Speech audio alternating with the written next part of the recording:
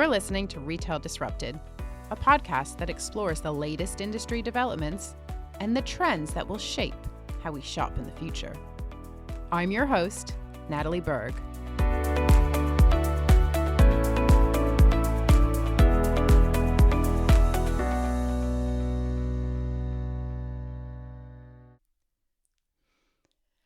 Today's episode is coming to you live from the World Retail Congress.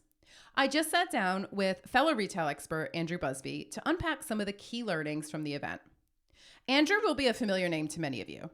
He's a senior industry advisor at BOXTEC, board advisor at the Industrious, and founder of Redline Retail Consulting. He also writes about retail for Fortune magazine. Always good fun to talk shop with Andrew, and I hope you enjoy our conversation.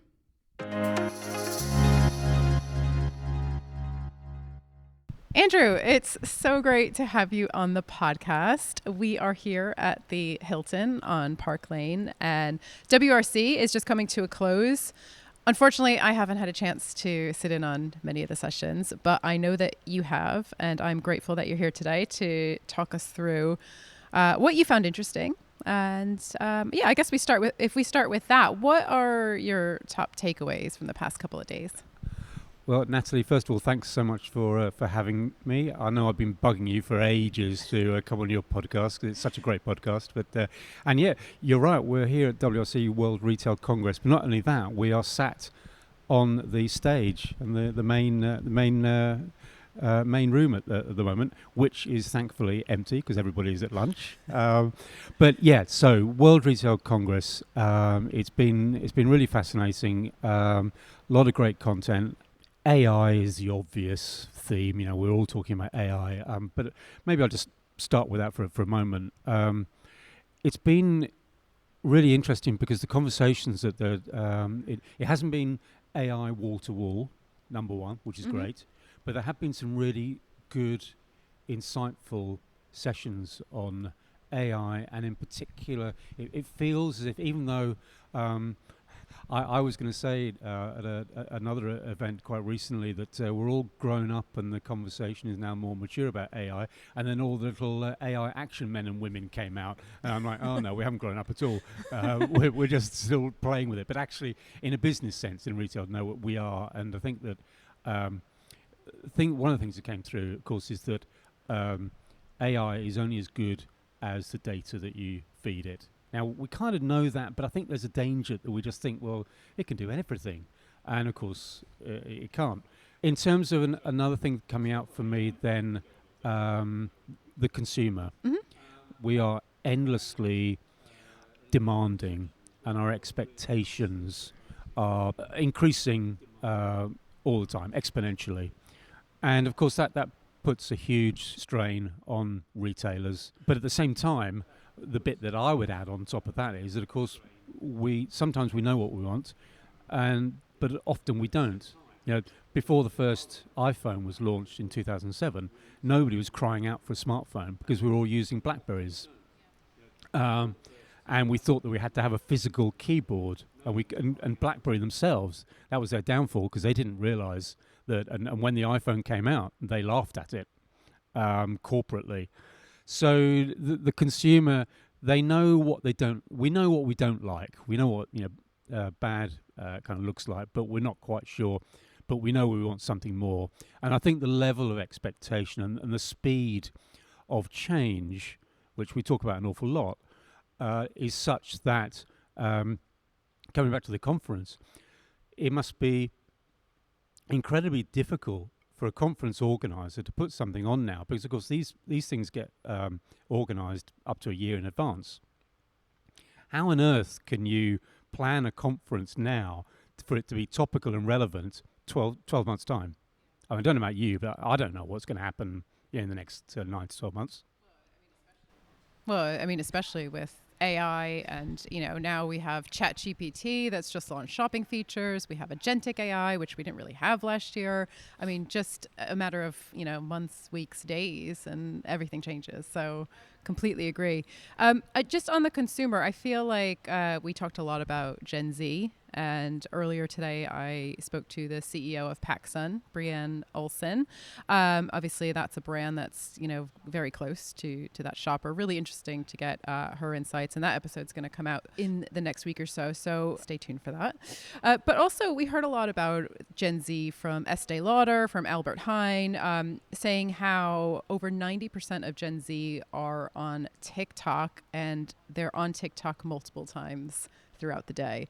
A couple of other interesting things about Gen Z. Albert Heijn said that contrary to popular belief, Gen Z shoppers like coming into stores, and they're actually coming into their grocery stores more than any other generation. I thought that was really interesting. And then just finally, Gen Z are not loyal to brands, but they're loyal to trends, which Albert Heijn said is the opposite for the older generation, because they're loyal to the brands, but not necessarily to the trends, which makes sense, right? So I guess just as a retailer, there's a lot to unpack, and how do you continue to evolve and stay relevant when you've got very different needs from very different consumer groups, and the same shopper might want a different experience on a different time of day, depending on who they're with or if they're in a rush. So it's a bit of a minefield, isn't it, for retailers? Yes, it is. And also I'd add to that it depends on the journey. Perhaps grocery is a good example where there will be times when you just want to get in and get out, and you're quite happy to use self-checkout because you haven't got a large basket. It might be a dinner and you just forgot certain ingredients or what have you. That's one type of journey. That's a distress shop. Then there's another one which does perhaps lend itself more to other sectors, but we'll stick with grocery, where you're quite happy. You've got more time and you can browse, and you want to perhaps look at different ingredients, different recipes, etc., etc. So the journey is a big part of that. But the Gen Z, Gen Z. I never know which one to pronounce, but anyway. We're bilingual on this podcast. We are indeed. Yeah. We're a broad church. I think that, of course, what we've got to remember is that cohort, and then what is it, Gen Alpha, and then there's another one behind Gen Alpha. Of course, before too long, and it's already starting to happen, they've got the spending power. Yeah. Or if not, they are influencing the family buying decisions. So extremely important that we pay very close attention to them and what their wants and needs are. And it's interesting listening to you talking about the difference between loyalty to brands and to trends. And as I think I talk and write quite a lot about loyalty, and I've never really thought that loyalty for me with a brand exists at the point of the transaction. I'm not sure whether it truly does in the same way that we're perhaps loyal to our family and so forth. But I think we want to be loyal. I think people actually want to have that. And as always, there are exceptions to the rule. And I often use the example of Apple, where you could walk in. We're in London at the moment, so you could walk into the Apple store on Regent Street, and they'll punch you in the face.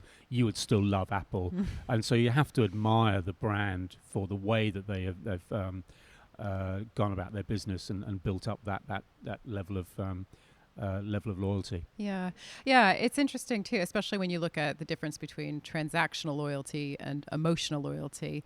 And I look at Amazon, and yes, we're very loyal to the service and the experience and the convenience and the ease, but are we really loyal, to Amazon as a brand? I would argue that it's the brands like Nike, for example, where you are emotionally attached, or Apple, as you just mentioned, where you're emotionally attached to that brand. Really interesting topics to explore. And just to your point on recipe inspiration, I thought it was really interesting to hear from Albert Heijn saying that they made the point that, don't ask a retailer what your Gen AI strategy is. right? Because you've got to, again, to your point, start with the customer, identify the problem, or identify the opportunity to do something better.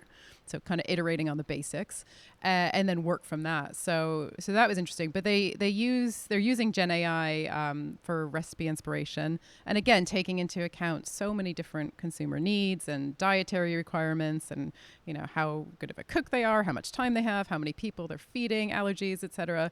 But being able to spit out a recipe in literally 3 seconds, they said. So I just thought that's really interesting. And you get to learn a lot about the customer in the process. So it's sort of a win-win for retailers. Data, and that, in one of the sessions here yesterday, one of the speakers was saying that, well, we've known for quite some time that data is the new oil. That was from some time ago, but AI is the engine. That was Clive Humby, wasn't it? Of Dun Humby. Yes, I think he coined that one. Yeah, absolutely. Yes, absolutely. Yeah, good for him. I wish I had. Yeah. I've got to get Clive on the podcast at some point. If we hone in on the UK for a moment, I'd love to get your take on sort of the state of UK retail right now, and what do you think retailers should be thinking about as we move into the second half of the year? Well, in the UK, we know that from a grocery perspective, the UK is probably the most competitive market globally. But also putting China to one side, and that's more because of my lack of knowledge of that market. But putting that kind of to one side, social commerce, m-commerce, e-commerce in the UK is probably the highest penetration. Certainly, if you look at the percentage of sales. And so I think for retailers, a lot of it is about being relevant. And it sounds very simple. I mean, retail in one sense is an incredibly simple business, but it's incredibly complex as well. Again, somebody yesterday said, we buy, we move, we sell. That sums up retail. But of course, we know that there are infinite layers below that. One thing that I'll just highlight in terms of what retailers, I think, yes, in the next 6 months, but beyond that, because there is legislation fast coming down the track, and that is all about ESG and sustainability and so forth. And something particularly sustainability within the fashion sector is something that I'm personally getting more and more interested in, and wanting to try to see how to influence, if you like. So what I mean by that is that we know that everybody blames China and Bangladesh and all those producing countries, but no, we shouldn't be. We should be looking at ourselves in the West, because we consume stuff by the bucket load, and we consume apparel, fashion. There's a great session from Helena, the former CEO of H&M, talking about this and talking about the circular economy. There's another session which was led by Ellen MacArthur Foundation. But I think that's great, and I think pre-owned and second-hand is fantastic. But I think what retailers, whether they like it or not, because of legislation, they're going to have to look, because the reporting requirements will become much, much stricter. With things like digital product passports, is that the sort of thing? Yeah, and there's some EU legislation which will apply to the UK. Okay. Which is, over the next few years, is going to unfold, particularly on reporting. So traceability reporting, as I understand it, for your sustainability, if you like, credentials, will become as strict as accounting reporting. So that gives you an idea about. And I think that what we need to be doing is saying, let's look at the supply and the manufacturing and of apparel in the first place, the sheer volume, because some of the figures that I've been told from people in the industry are that anything up to 50% of all clothing manufactured never gets sold. So it ends up in landfill or the Atacama Desert. Yeah. So I think that it's a real issue, and I'm not kind of preaching it from a save the planet per se point of view. It's just that we should all be feeling, well, is this right? And clearly it's not. And so I think, going back to your question about what should retailers, I think that's certainly one of the things that I'm detecting is becoming, if not at the top, it's becoming far more front of mind, far more to the top of the agenda for retailers, more than simply the mechanics of, okay, let's look at the numbers and let's look at the margin and sell through, etc., and the usual sort of metrics to measure a retail business. Yeah, it's super interesting, Andrew, because I think with the whole de minimis issue, it's nuanced, isn't it? So this is the idea that at the moment, if a parcel comes in from China and it's under 100, I think it's 135 pounds as the threshold. 135, yeah. So that is exempt from any import duties. And that's obviously the loophole that the likes of Shein and Temu have exploited. But I think the general sense in the industry is that closing that loophole will be a good thing. Now, obviously, some retailers are saying no because it will raise prices for consumers. But there are a lot of retailers that want to close that loophole and level the playing field. I know Primark, for obvious reasons, has been very vocal, about that. So I guess it's about, sometimes I think you do need legislation and you need companies to lead change. The consumer will say they want to shop more sustainably, but will they sacrifice convenience? Will they sacrifice, paying more for it? I don't know. There's a big behavior gap there. And this was touched on as well at the conference that we, and I think one of the things, and this goes right across the piece, but one of the things I think retail has got an obligation or responsibility to educate the consumer, because I would imagine that a very, very small percentage of consumers, when they return an item, and I'll stick with fashion for the time being, when they return a garment, they don't know what happens to it. We know it ends up in landfill quite often after going around the world maybe a couple of times trying to find a buyer. So I think there's a big education process that needs to go on there. Do you think, sorry to interrupt, but do you think that looking at Vinted, for example, this, great to see how easy and frictionless of an experience it is, encouraging more people to list products, encourage more people to buy secondhand. But do you think maybe it's too easy, and maybe are we consuming more because it's as easy as shopping on Amazon? So is that a whole other complicated issue? I've heard on more than one occasion that typically, I guess it'll be a Gen Z, who will be buying outfits knowing that they're going to hold on to them for only a certain amount of time before putting them on Vinted. Now, whether they get all their money back is another matter. But also when we're looking at this piece, the practice of bracketing and also staging. Staging, for those who don't know, is buying something that you're going to be putting on Instagram, or you're going to wear to the school prom or whatever, or an event or whatever it happens to be, knowing that it's going to be going back. And what I say to people who say, well, no, the figures don't support that, I say, well, which brand or retailer do you know on their pop-up that comes up with all the dozen or so reasons why you've returned an item would say, I was staging, I was deliberately going to put this on Instagram and then send it back? Of course, that doesn't happen. There's a lot of behavior there, and whether education will change people's behavior. I mean, I'm old enough to remember when in the UK, after quite a campaign and nobody paid attention to it, legislation came in that said you must wear a seatbelt when you're in the car. And so the carrots have been tried for quite a while. That didn't work, so the stick came into force, and it's like 3 points on your license if you're caught without your seatbelt on, and so on and so forth. And that changed people's. People weren't worried that if they were in an accident, they could go through the windscreen and hurt themselves very badly, or even worse. And there were even at the time, without dwelling too much on it, there was campaign groups saying this is infringing on our human rights. We're not going to put a seatbelt on. So coming back to sustainability and so forth, I do think that without, I don't advocate overly governed, and I do hesitate when I think of what that world might look like. However, I think if we're really serious about this, there's no fashion retailer that I know of who's going to voluntarily limit.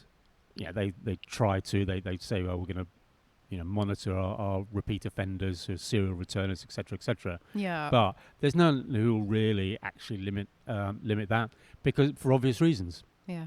Yeah, and change takes time as well. So it's one of those things that, we need legislation, but we also, as I said, we need the retailers to be driving that change. And that can be tricky because if you look, again, Andrew, we could be here all day, but but if you look at the whole charging for returns, again, that's a bit more stick than carrot because, shoppers, they've gotten used to free delivery, free returns. That's become the norm. So how do you take that genie out of the bottle? It's how do you retrain the customer mindset? And it's about education, but it's also maybe a little bit of stick and also encouraging shoppers to return in the store where they're also going to probably pick up something else while they're there. So I think all of these things take scale. You need lots of retailers to be on board in order to really influence and really change consumer behavior in the long run.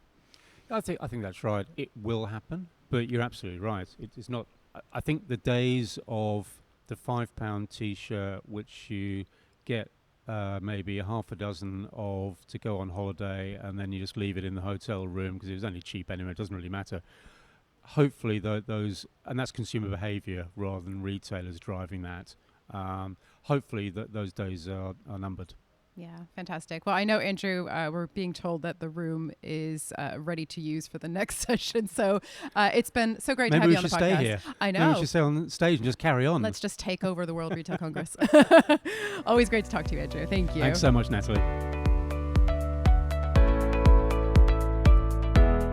Thank you for listening to Retail Disrupted.